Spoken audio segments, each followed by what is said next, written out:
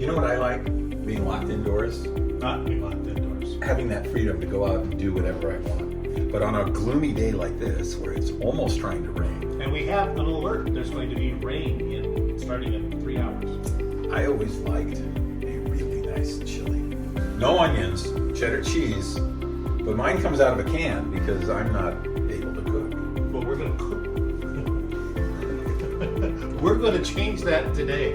But we're not going to do my traditional recipe where I put onions and stuff. No, thank you. We're going to not even have any vegetables in this, but we are. You know what we're going to have in the chili? Oh, beans. That means beans. And my friends from Texas, you know our friends from Texas. I know. They don't believe that chili has beans in it. They just think it's thick chunks of beef. The original chili was from the Cowboys, thick chunks of beef that they put in there and they called that chili. We're going to do it a little different. It's going to be a little bit more sophisticated. Right. Now there are two ways you can spice chili up. One is with spices. The other is with a chili spice mix. Pretty easy to do it without buying the chili mix, but let's go to work. Okay. It's simple. Our plan is simple. First, we're going to heat up a pan with some olive oil, but not any Not any olive oil. We have Chopin's olive oil. Golden, extra virgin, from Oroville, California. This is the best olive oil you can get. Chopin's. And we got it from Masood, our wonderful resident. Don't forget Masood. He's responsible for the olive oil we will be using. Here's his picture. And one day we're actually going to feed Masood because he has given us this olive oil. Huge gallon. Right.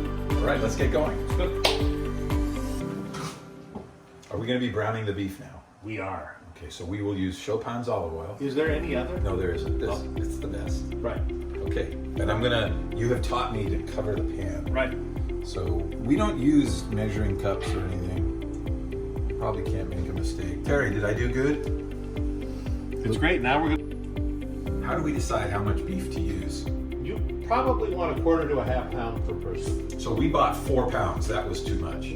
But that's okay. We feed a lot of people. Okay. And the nice thing is this never really goes bad. You can keep it in for a few days. So this is about half a pound. Yeah.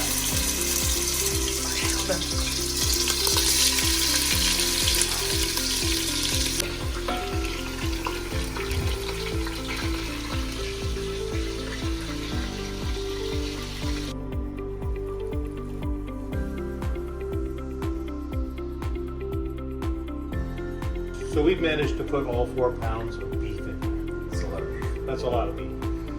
But then we haven't put any flavor in there, and we have a lot of grease in there. So And our patients don't really like the grease. No. So how do we get the grease out? I could take a spoon and just... Right, that'll take long. So the next thing we're going to do to get the grease out is open a can of beans. Okay. We're going to open the can, and we're going to strain the beans, but we're going to save the can, because this is where the beef grease is going to go. So we don't like a lot of grease in there because it's not good for you. It's not the healthiest part of it, except for those people who think we should only eat grease. But we're going to take that, we're going to put it aside. You can see what he's done here. And then we're going to use a ladle. And with a ladle, we're going to pull out the grease and put it in our empty can.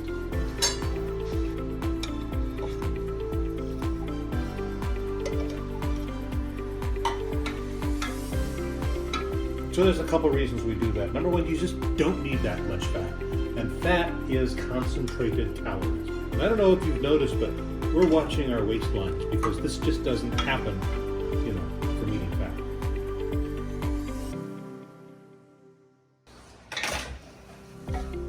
It looks done to me.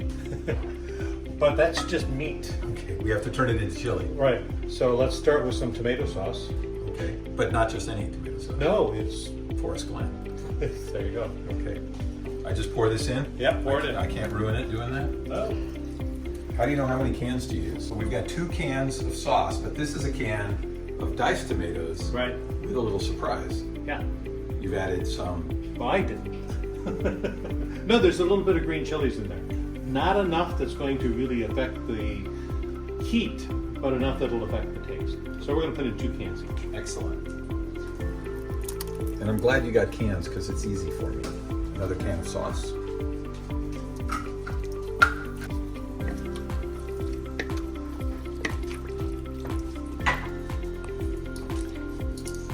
first thing we're going to put in is, Oh, Mediterranean oregano leaves. right? And again, how do you know how much? This is a big pot, 4 pounds, 4 Right. cans. Right. So for about every 2 pounds of this, I put in 1 tablespoon of oregano. Okay. And not the biggest spoon on your table, a real measuring one. A real measurement. But remember, this is all by taste. So we're going to have to taste this later, or have someone do it for us. You know someone who could taste this for us? We do, but once we get it all in. This, Cumin. what does cumin give you? That gives you heat. So this is something you have to be careful of, but this is kind of heat. I love cumin, I love heat, but not everybody does. So we're going to do about a teaspoon or 2. Okay, there it is. I'm going to stir it in. So oftentimes you can just buy chili powder, chili pepper, and that's fine. But I like something that I know where it came from. So this is, Cayenne pepper, I know that. That's Right. supposed to be a spicer. that is. So we're just gonna put a little in, and if it's not enough, we can always add more. Okay. We're missing 1 ingredient. Beans. Legumes. Beans. Legumes. It doesn't matter what beans you use. Black beans, pinto beans, I don't care. I'm using a mixture of both just because I like beans.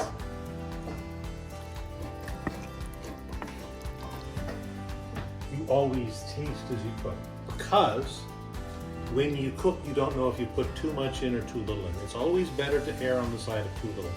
So we kind of know what we put in there. Let's taste it and know that in the next 20 minutes or so, we're going to let it sort of simmer on there. It's going to infuse more, but let's taste it and see what you think.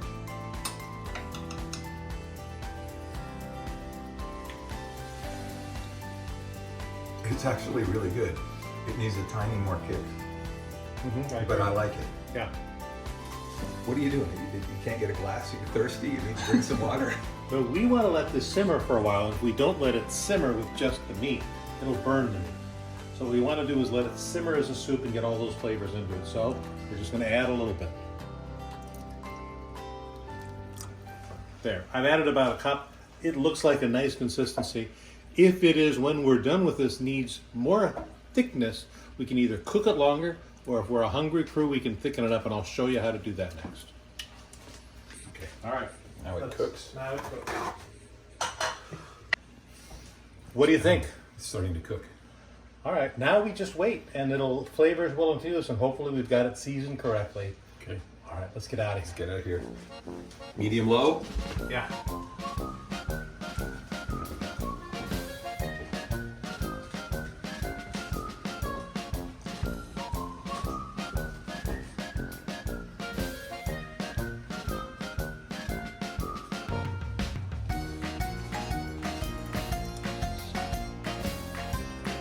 I think it needs more oregano. Let's just dump the whole thing.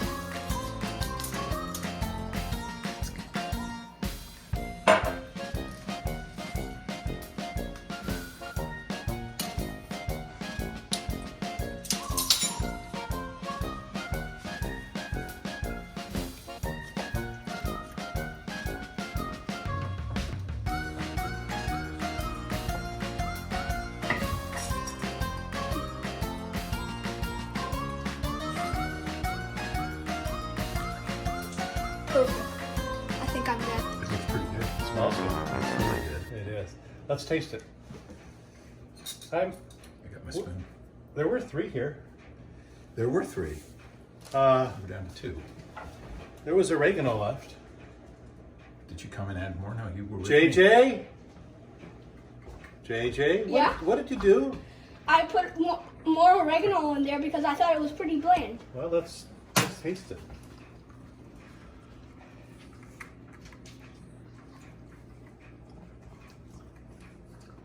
You did a great job. He was right. It's great. Good job, JJ. It's done. Let's eat.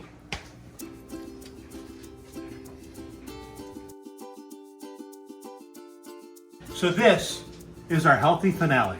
Of course, nobody would really want to make it unhealthy. Helmuth, what are you doing? What do you? You forgot to add cheese.